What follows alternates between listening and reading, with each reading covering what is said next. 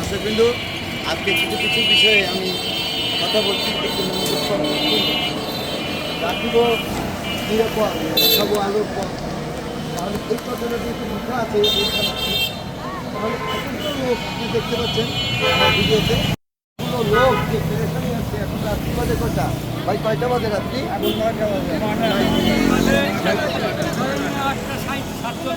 এখন lock up হয়ে গেছে বিকালবেলাতে। তাহলে এই যে জামিনের কাগজটা পৌঁছে গেছে, আমিও একসময় জেলে ছিলাম। তাদের যে ইকুইপমেন্ট বাড়াতে বাড়াতে যেই সমস্যা হয়, 1 ঘন্টা 2 ঘন্টা 3 ঘন্টা, এই আপনি এই সন্ধ্যার পর থেকে আপনারা চাইলে কার্যক্রমগুলো আপনারা লেন্দি করেন বলো, মানে আপনার আসামিগুলো বাড়াতে দেরি হয়। এটা আমার পর্যবেক্ষণ। আমিও একসময় ছিলাম এবং বাড়াতে বাড়াতে এই ঘটনা ঘটে। অনেক সময় লকআপের আসামি যখন থাকে তখন লকআপ করতেও দেরি হয় এবং দ্বিধাবোধ করে। দর্শক কিন্তু আজকে আমি শান্ত মানুষের সাক্ষাৎকার নিব, নিজের মুখে বলবে আসলে কি হচ্ছে এখানে। বড় ভাই আপনি বলেন।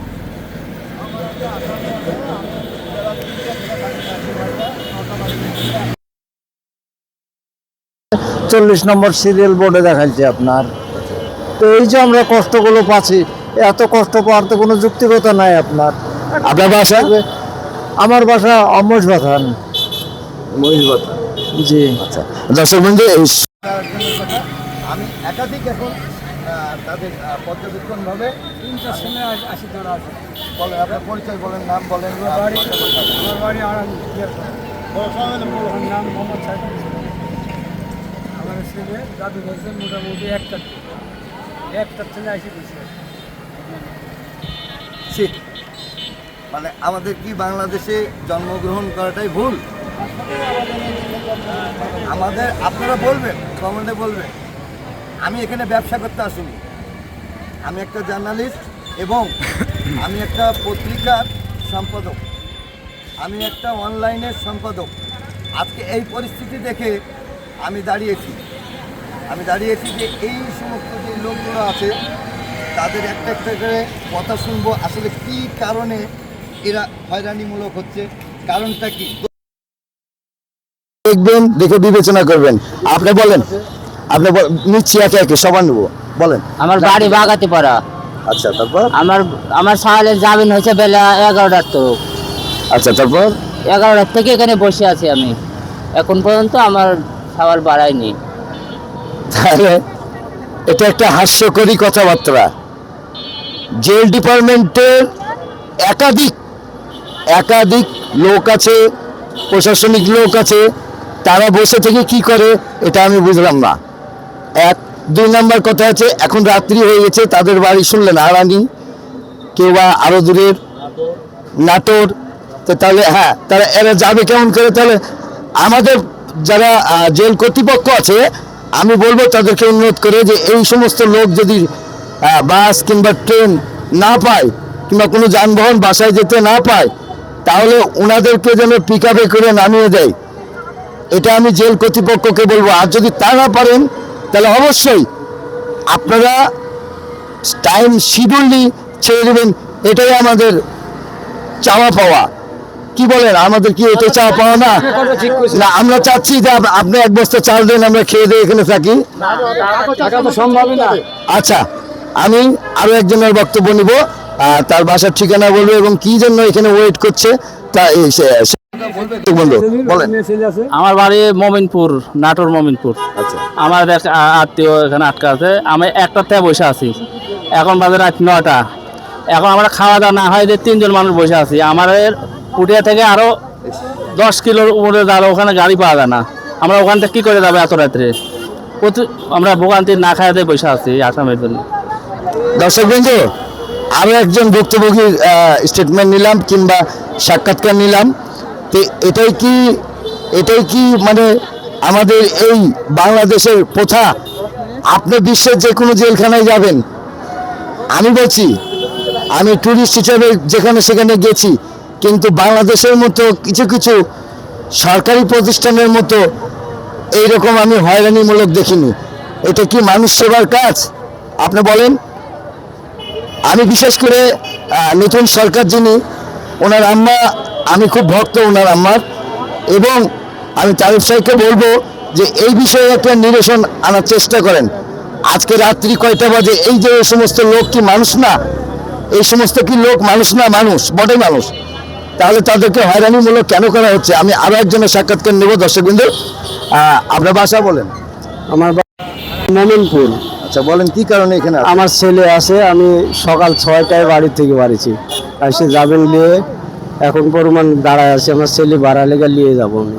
আচ্ছা আচ্ছা, এখনো আমার ছেলে বাড়ায়নি, আমি বসেই আছি। কয়টা পর্যন্ত?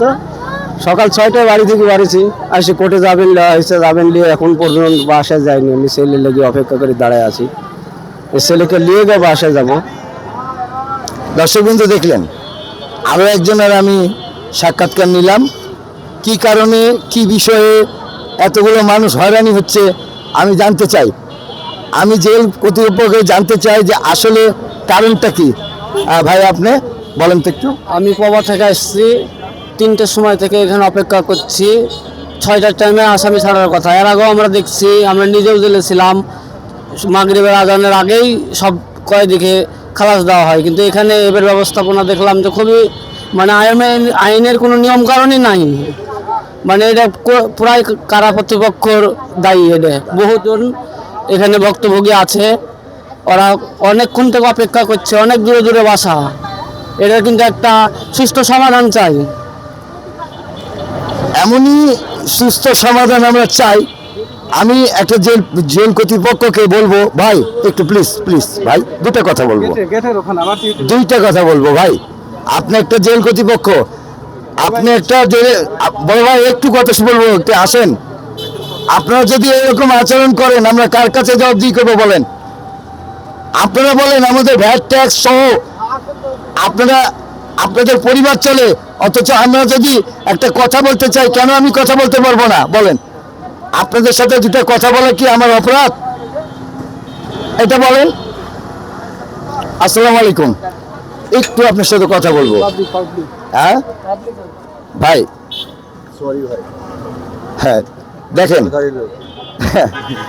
সরি বলছে, তার মানে উনি বুঝতে পেরেছেন যে আমি তাকে কি প্রশ্ন করব, ওই জন্য তো আগে থেকেই বলে দিয়েছে আমি সরি। দর্শকবৃন্দ, আবারও আমি একজনের সাক্ষাৎকার নিব।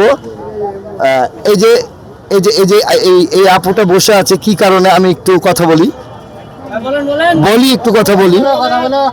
বলেন আপনি কি কারণে বসে আছেন বলেন। আমার বেড়া জেল খেলাটা আছে তাই। কয়টা পর্যন্ত বসে আছেন? 6টাতে। খুব দুঃখজনক বিষয়। মানে আমি এই ভাই একটু কথা বলি আপনার সাথে। কেন ভাই, আমি কি মানুষ না? দাদা আমি কি মানুষ না? তাহলে একটু আপনি যদি কথা বলেন আমাদের সাথে, আমরা বুঝতে পারবো যে এতগুলো লোক, বাইরের লোক কিভাবে যাবে আপনি বলেন।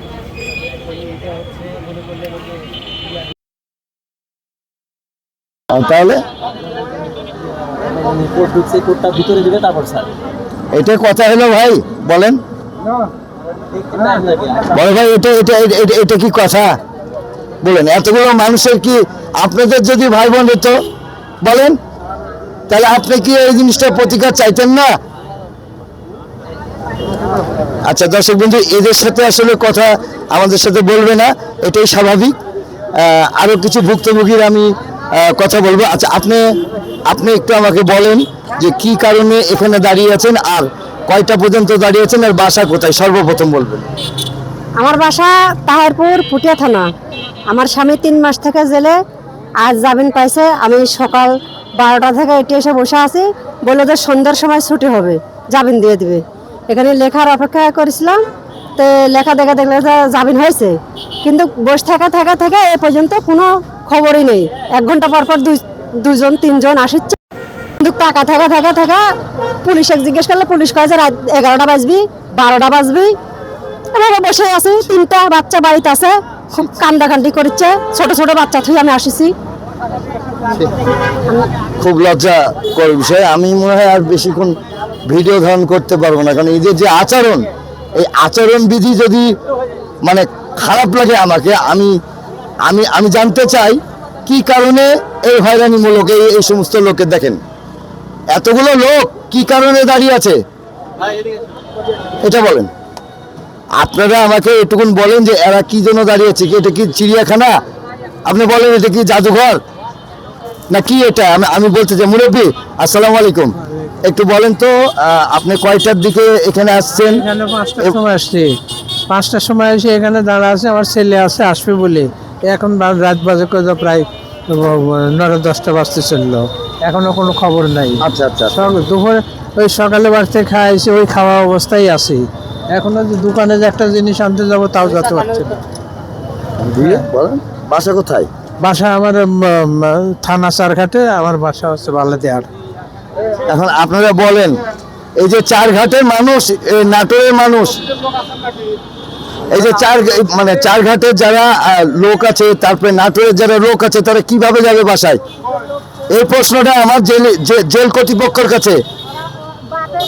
আমরা চাই না ভাই উশৃঙ্খলতা, শান্তি মতো আমরা বাস করতে চাই। আপনারা আমাদের সাথে একটু কথা বলেন, আসেন। দর্শক বিন্দু, এই মুহূর্তে হয়তোবা কিছু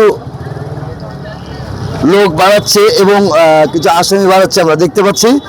এখন রাত্রি 8টা বাজতে চলছে। আমি জানি না কখন এই পর্যন্ত প্রতীক্ষা শেষ হবে। ভাই সালাম আলাইকুম, আপনি কি বাড়িয়েছেন? জি জি, জামিনে বাড়িয়েছেন? জি। আচ্ছা, আপনার যদি কিছু না মনে করেন, আমি কথা বলতে চাচ্ছি না, প্লিজ। ঠিক আছে ঠিক আছে ছোট ঠিক ভাই আছে হিসেবে ঠিক আছে ঠিক আছে ঠিক আছে ঠিক আছে ওয়ালাইকুম সালাম। উনি একজন জেল হাজতে ছিল, জামিনে বেরিয়েছে এবং সে আমাদের সাথে কথা বলতে ইতস্ত। কেন এটা আপনারা ভালো করেই জানেন, কারণ আমরা যেগুলো প্রশ্ন করব হয়তোবা এই প্রশ্নের উত্তরগুলো প্রশাসনিক ভবন দেখছে, জানবে, তখন হয়তোবা তাকে আস্ত করা হতে পারে, যার কারণে সে আমাদের সাথে কন্ট্যাক্ট করতে চাইলো না, কথাও বলতে চাইলো না। কিন্তু যারা আত্মীয় স্বজন একটু ফোকাস করে দেখেন, এরা এরা এরা এই কতক্ষণ ধরে বসে আছে বলেন, আপনারাই বলেন এরা কতক্ষণ ধরে বসে আছে। বড় ভাই আসসালামু আলাইকুম, বাসা কোথায় এবং কি কারণে এখানে বসে আছেন, কতক্ষণ বসে আছেন একটু বলবেন? মোটামুটি 2টার থেকে আমরা বসে আছি, আসামি নিতে এসে এখন তো কোনো খবরই নেই। কি করবো, আমার বাসা তাহারপুর। তাহেরপুর। তাহারপুর হাস্যকারী মঞ্চ আর হাস্যকারী এই দুনিয়া।